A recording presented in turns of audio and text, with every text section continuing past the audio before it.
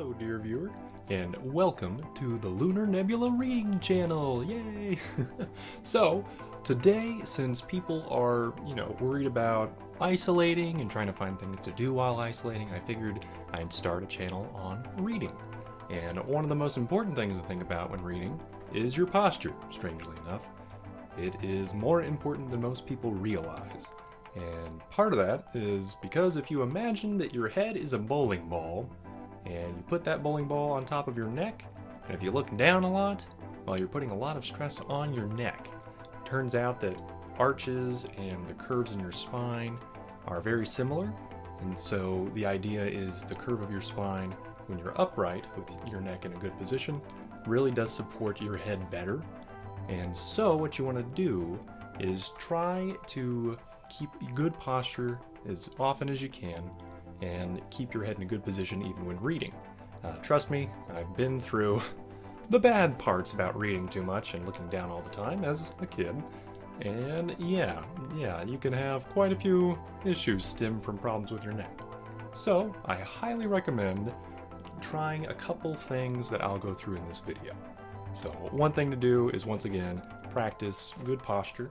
You want to make sure you've got your shoulders pulled back a little bit, try and keep your head upright. It might help you to try and think of when you're just standing normally to try to put most of your weight on kind of the ball of your foot, kind of that front bit before your toes start up, if you're having trouble. And then if that's not working so well for you, that's okay. Physical therapy, it can help. And then other than that, other things you may want to do, like if you're reading on your phone, you may want to use two hands to pull your phone up and put it in front of your face more. While that may not be as good for your elbows and arms, it would prevent more neck problems and perhaps eye strain, you never know. But yeah, other than that, other things you can try to do are, of course, getting some objects to help you raise your books up. So one thing I've really liked, I've had it for probably 10 years, is like a Belkin little laptop cushion, I guess is the best description for it. Pretty sure I got it at Walmart for like 20 bucks back in the day. But yeah, you can, put a computer on there. Holds up pretty nicely. And there are other laptop desk cushions and things on Amazon. I haven't found one exactly like the one pictured here, but I've liked it so far. And similar principle. You can also put those on tables pretty easily. And then, once again, you've raised a book. If you want to go a step further, because you love reading and you really love your neck not hurting, then I would recommend an easy reader stand. These are pretty great. Most physical therapists should have them, I would think. And if you can't get them there is, I want to say, easyreaderusa.com. They do have pretty decent quality, I think. I don't know if they sell this version anymore that has the elastic band. I didn't see an elastic band on their current website. However, I did find this other Easy Reader stand that isn't by Easy Reader, and it does have an elastic band, and it's cheaper. It's like $13.58 or something. So yeah, that's a thing. You may want to take a look at that. But why I like the elastic band so much is if you are having any hand problems or anything like that, then it does take a lot of strain off of just holding the book there, and it also helps your posture because you're not leaning over to hold a book. And so that's pretty helpful. And then if you want to go a step further than that, I would recommend getting two of them if you're in college per se, because you can use one of these for the larger textbooks, and as the elastic band kind of loses its ability to contract, you'll still have one good stand for smaller books and one good stand for really large books. That is one reason I'd recommend getting two of them if you have a lot of reading to do.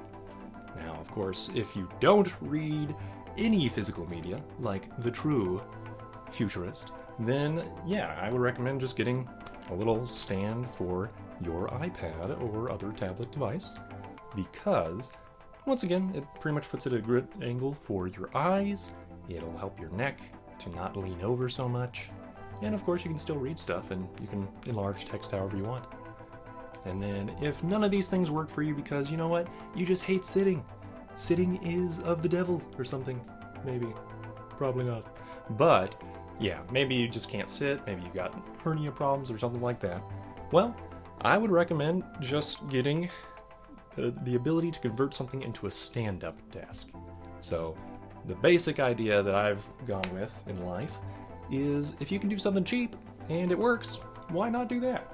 So, there are a bunch of shelving units, especially at places like Bed Bath & Beyond. You can just take part of a shelving unit, like pictured here, and what I've done is actually, I didn't show a picture of this, but on the bottom of the shelving unit, where the legs are, you just put little furniture pads on the feet. And then that'll keep it from scuffing up any tables or anything like that. And they're built pretty sturdy, so as you can see here, I've got a pretty large computer on top of this thing, and I've even put some ankle weights down to help keep the computer stable.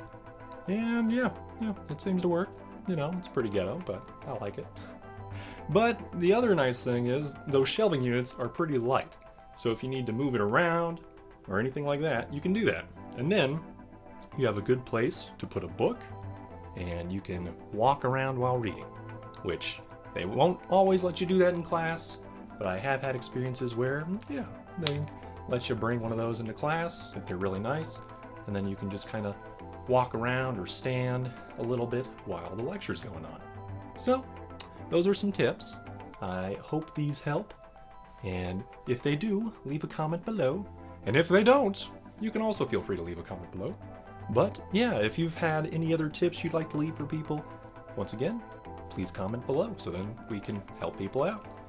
Well, I hope that this video has helped you, dear viewer, with some reading ideas, and hopefully keep you a little more sane during this crazy time of history. So thanks for watching. Leave a like if you've enjoyed this.